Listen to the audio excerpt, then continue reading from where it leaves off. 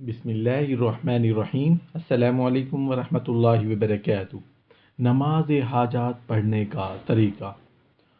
2 رکعت نفل نماز اس طرح پڑھیں کہ اول رکعت میں سورہ فاتحہ 1 بار اور قل یا ایہا الکافرون 10 بار، دوسری رکعت میں سورہ فاتحہ 1 بار اور قل ھو اللہ احد یعنی پورے سورہ اخلاص 11 بار پڑھ کر سلام پھیر کر سجدہ میں جائیں اور 10 بار درود شریف اور 10 بار سبحان اللہ والحمد للہ ولا الہ الا اللہ واللہ اکبر ولا حول ولا قوة الا باللہ العلی العظیم اور 10 بار ربنا آتنا فی الدنیا حسنہ وفی الآخرۃ حسنہ وقنا عذاب النار پڑھ کر اپنی حاجت کے لیے دعا مانگیے۔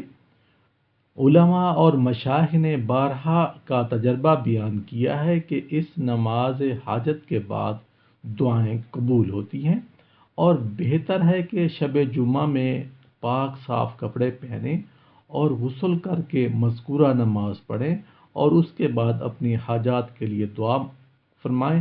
اللہ پاک ہماری دعاؤں کا قبول فرمانے والا ہے، بے شک۔ آمین یا رب العالمین۔